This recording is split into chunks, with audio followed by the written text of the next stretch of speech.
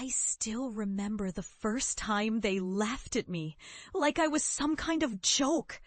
It was the day I told my family I wanted to become a locksmith. Not because I thought it was glamorous, not because I wanted to be rich, but because I saw something real in the craft. I saw the integrity, the trust, the security it brought to people's lives. But they didn't see that. They saw a foolish girl chasing a menial job, a suspicious profession that would never amount to anything. They told me I was wasting my life, that I was an embarrassment. My father scoffed, calling me little Miss Locksmith, like I was some kind of clown. My mother looked away, pretending she didn't hear, but I saw the disappointment in her eyes. My brothers and sisters teased me endlessly, calling me the key girl, mocking my dreams as if they were some naive fantasy that would disappear with time.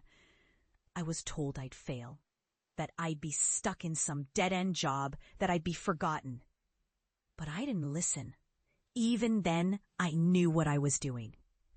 I felt it in my bones, the desire to master something real, to build trust with my hands, and protect people's homes, their lives.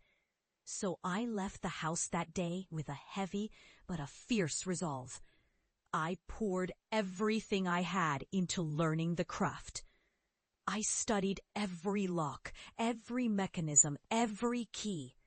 I worked long hours, day and night, until my fingers bled and my mind was soaked in the language of metal, tumblers, and security. The journey was brutal.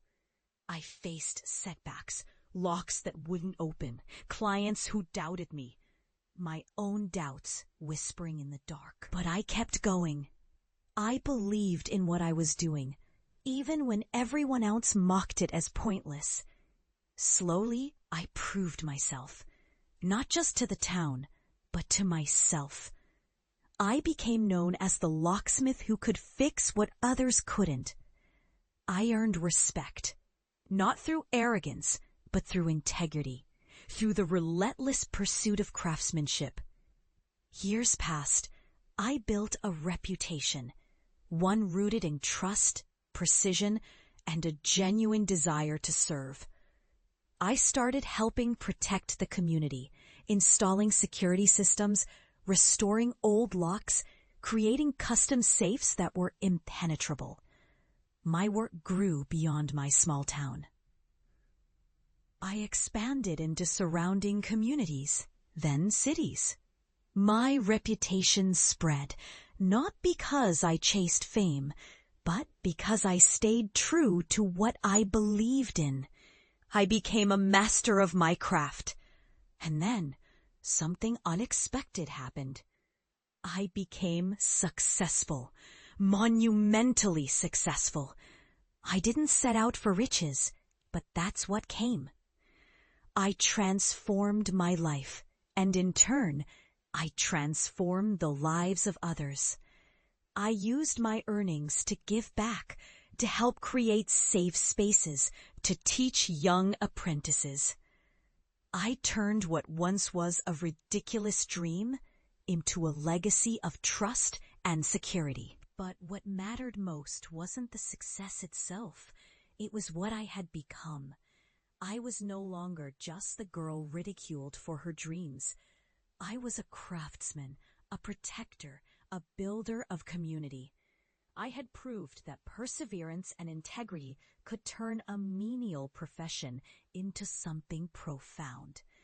I had turned rejection into respect, mockery into admiration, and I knew that was the real victory. The day I returned home, I knew it would be different. I could see the familiar faces, my family, standing on the porch, their eyes narrowing, their expressions unreadable. I had achieved everything I dreamed of, yet I wondered if they could see it too. Would they finally understand, or would they dismiss me still? I parked my van in front of the house, my heart pounding like a drum. I stepped out, clutching a small, carefully crafted safe I'd made, one that symbolized everything I'd become. As I approached, I saw my father, my mother, my siblings. They looked at me as if I was a stranger, a ghost from the past. I didn't speak right away.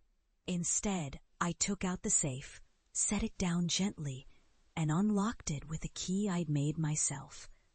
Inside was a simple note, handwritten.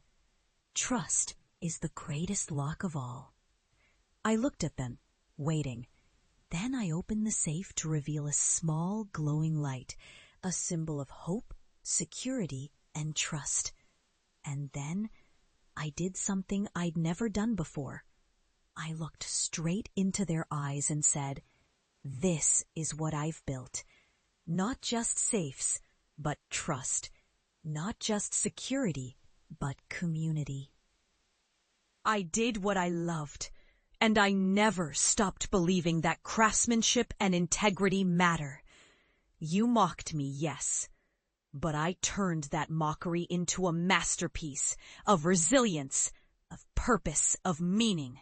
The silence was thick, heavy with unspoken truths. My father's jaw tightened, and for a moment I saw something flicker. Regret? Recognition? I wasn't sure. My mother's eyes welled up, and my siblings looked away, perhaps proud in their own way. Then my father spoke, his voice rough but genuine. "We didn't see it then. We thought you were chasing shadows, but you've built something real. You've shown us that the smallest lock, the simplest craft, can hold the greatest trust, and that's worth more than all the riches in the world." In that moment, something shifted. The barriers of ridicule, doubt, and disappointment crumbled. They saw what I'd become, not just a successful craftsman, but a symbol of perseverance and integrity. I had turned their dismissal into a lesson, a testament that true worth isn't measured by others' opinions, but by the resilience of one's heart and the truth of one's craft. Standing there, I realized that the greatest success isn't the wealth or fame. It's the quiet dignity of knowing you've stayed true to yourself, even when the world doubted you.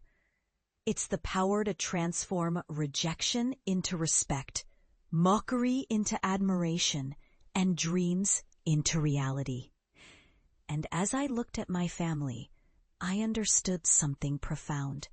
Sometimes it takes facing rejection, enduring hardship, and proving your worth against all odds to truly find your place, not just in the world, but in their hearts. So, I turned away that day with a smile, not because I had finally gained their approval, but because I had shown them the strength of conviction, the beauty of craftsmanship, and the unbreakable power of trust. And I knew deep down that I had built something far more valuable than any safe. I'd built a legacy of resilience, integrity, and hope.